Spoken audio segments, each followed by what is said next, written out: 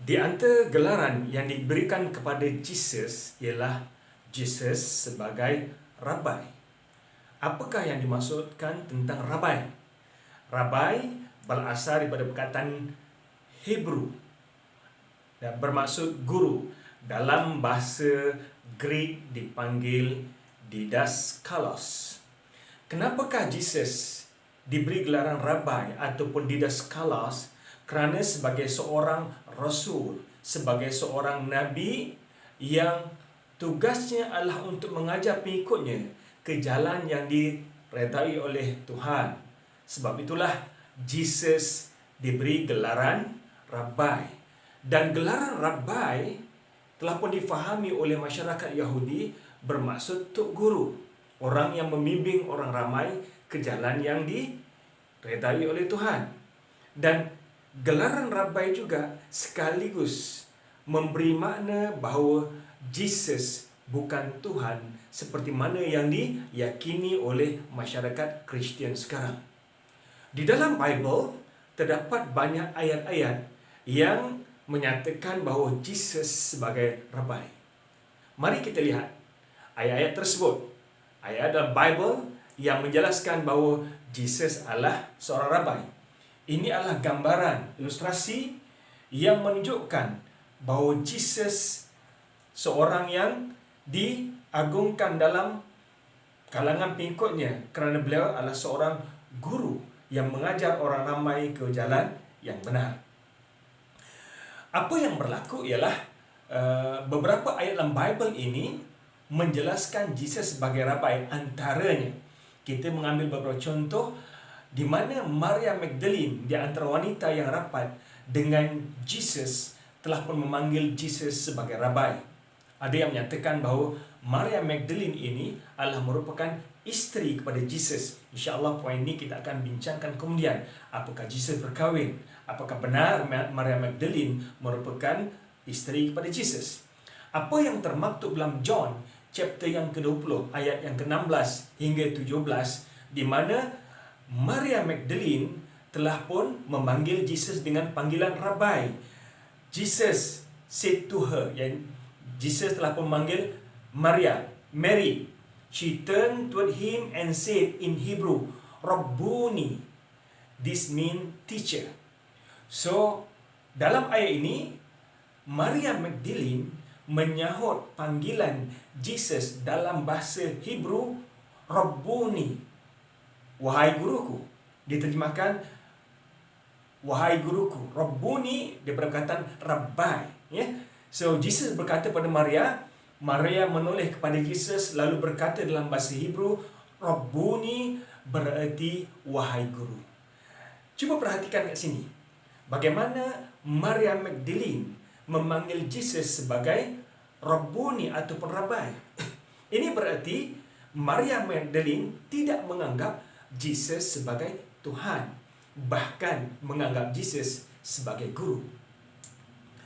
Dan perkataan Rabbuni dalam bahasa Hebrew, asal perkataan Rabbuni daripada perkataan Rabbai. Ini bermakna Rabbai dan Rabbuni itu adalah asal dari yang sama, bermaksud guru, dan dalam bahasa Greek dipanggil Didaskalos. Rabbuni ho legetai didaskali. Dalam bahasa Greek bermaksud Rabbuni bermaksud dalam bahasa Greek Hebrew. Dalam bahasa Greek maksud guru. Dan dalam ayat tersebut juga disebutkan my father and their father, my God and their God. Di mana Jesus menjelaskan kepada Mary bahawa Maria Magdalene bahawa dia akan pergi kepada the Father. My father and their father, bapaku dan bapa mereka. My God and their God. Ini berarti Jesus menjelaskan bahawa the Father adalah Tuhan kepada semua Bani Israel dan juga Tuhan pada Jesus. Dan di sini amat jelas ayat ini menyatakan bahawa Jesus mengakui the Father adalah Tuhan kepada beliau. Sekiranya the Father adalah Tuhan kepada Jesus, berarti Jesus bukan Tuhan. Okey, ini adalah gambaran ilustrasi yang menunjukkan bahawa Maria Magdalene menyanjung Jesus sebagai Rabai. Yang kedua, Peter memanggil Jesus sebagai Rabai. Kita boleh rujuk dalam Mark chapter yang ke-9 ayat yang ke-5. Peter spoke up and said to Jesus, "Teacher, how good it is that we are here. We will make 3 tents, one for you, one for Moses, one for Elijah." Peter adalah merupakan salah seorang daripada golongan Hawariyun, pengikut Nabi Isa AS. Dalam bahasa Hebrew, beliau dipanggil Petrus. Ya? So Petrus berkata, "Ya Rabbi, ya Rabbi." Di sini dapat jelas pada kita bahawa apa yang terdapat dalam minda anak murid Jesus, bahawa Jesus adalah seorang Rabbi, seorang tok guru, dan tidak ada dalam minda mereka sejak awal dakwah lagi fahaman yang menyatakan bahawa Jesus adalah Tuhan. So perkara yang kedua, Peter sebagai salah seorang anak murid ataupun golongan Hawariyun, orang yang rapat dengan Jesus, memanggil Jesus sebagai Rabai.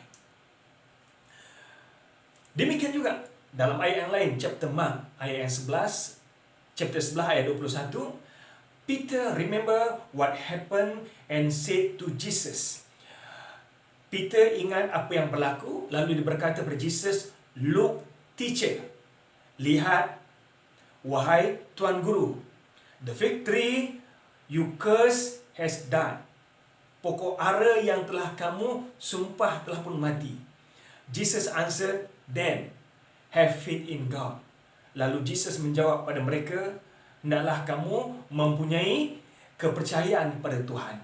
Ayat ini cukup jelas bahawa Jesus telah pun dipanggil oleh Peter yang merupakan salah seorang anak muridnya sebagai Rabai. Sekali lagi, Jesus tidak dipanggil oleh anak muridnya sebagai Tuhan, "Oh my God," ataupun dalam bahasa Greek dipanggil Hotheos. Dalam bahasa Greek, perkataan Tuhan panggil Hotheos. Ya, Theos adalah bermaksud Tuhan. Tetapi Peter tidak memanggil Theos, sebaliknya memanggil Didaskali ataupun Didaskalos dalam bahasa Hebrew bermaksud Rabai. Ini adalah contoh gambaran Rabai-Rabai di kalangan orang Yahudi. Kita lihat contoh yang ketiga ataupun perkataan yang ketiga. Perkara yang ketiga, pengikut Jesus memanggilnya sebagai Rabai. Orang yang mengikuti Jesus selain golongan Hawariyun,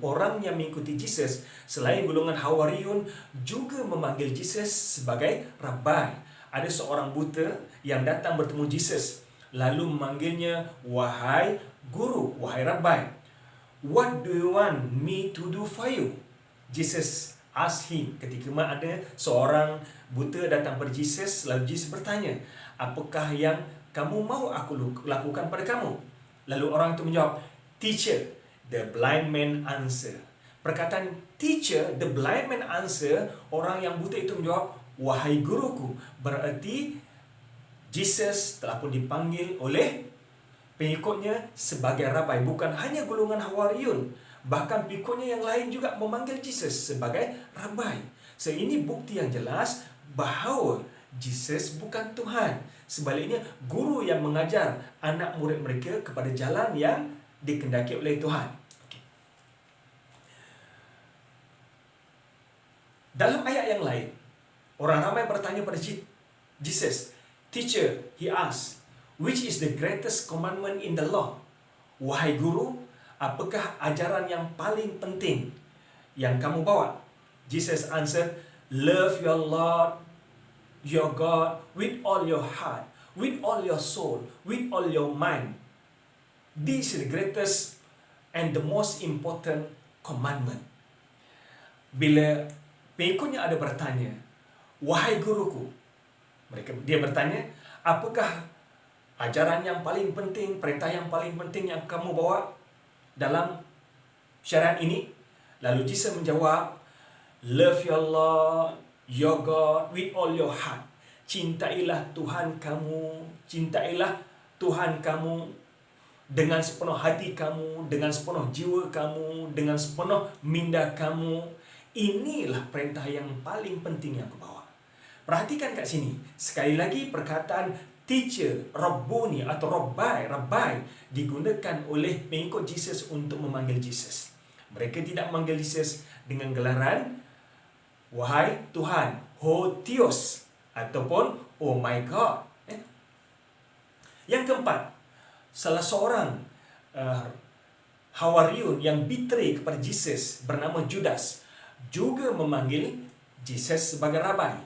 Di kala mana Judas telah pun melakukan konspirasi untuk menangkap Jesus bersama dengan tentera Pilate. Lalu dia beritahu, the man I kiss is the one you want. Sebab tentera Pilate tidak mengenali Jesus untuk menangkap Jesus ketika itu. Lalu Judas berkata, orang yang aku cium ataupun aku hugging itulah orang yang kamu mahu. So apabila Judas menghampiri Jesus, as soon as Judas arrived, he went up to Jesus and said, "Teacher," and kissed him. Apabila Judas sampai dekat dengan kawasan Jesus, lalu dia pun berkata, "Wahai guru," and dia mencium Jesus. Apa yang saya nak gambarkan di sini bahawa Judas juga memanggil Jesus sebagai guru ataupun Rabbi. Perhatikan di sini, Judas tidak memanggil Jesus sebagai guru. Dan demikian juga, kalau kita lihat, perkataan Rabbi ini bukan hanya digunakan kepada Jesus. Bahkan perkataan Rabbi juga digunakan kepada Nabi Yahya yang diutuskan sezaman lebih awal sedikit sebelum Nabi Isa AS. Sezaman dengan Nabi Isa lebih awal. Nabi Yahya lah yang dikatakan telah membaptize Jesus. Namun demikian, kalau kita perhatikan, pengikut Nabi Yahya pada ayat yang ke-26 ini, and they came to John and said to him. Lalu pengikut Nabi Yahya datang menemui Nabi Yahya, lalu berkata padanya, Rabbi, he who was with you beyond the Jordan, to whom you have testified, behold, he is baptizing, and all are coming to him. Apa yang dijelaskan kat sini, tuan-tuan boleh tengok terjemahan dia. Mereka datang, lalu datanglah mereka itu kepada Yahya, serta berkata padanya, ya Rabbi, adapun orang yang bersama-sama Rabbi di seberang Jordan, yang Rabbi saksikan, tengoklah dia pun membaptis orang dan sekalian orang yang datang kepadanya. Apa yang disampaikan dalam ayat ini adalah menceritakan bagaimana ketika mana Nabi Yahya sedang membaptis orang ramai, pada masa yang sama Jesus pun membaptis orang ramai. Lalu orang ramai mengadu pada Nabi Yahya, wahai Rabbi, tengok orang yang kamu baptis Jesus pun baptis orang ramai. So nak gambarkan bahawa orang ramai juga memanggil Nabi Yahya sebagai Rabbi. Di sini ada persamaan. Nabi Yahya dan Jesus dipanggil oleh pengikutnya sebagai Rabbi. Ini bererti bahawa perkataan Rabbi itu adalah perkataan yang digunakan oleh orang ramai untuk diberikan gelaran kepada Rasul yang mengajak mereka ke jalan kebenaran. Bukankah ini apa yang dijelaskan oleh Allah SWT dalam surah As-Saf yang mengakui bahawa Jesus adalah bukan Rasul yang Allah utuskan kepada Bani Israel? Wa idh qala Isa ibn Maryam ya Bani Israel inni Rasulullah ilaikum. Ingatlah ketika mana Isa putra Maryam menyuruh pada orang ramai, wahai Bani Israel, akulah Rasul yang Allah utuskan kepada kamu. Ayat ini menjelaskan bahawa Jesus adalah seorang Rasul.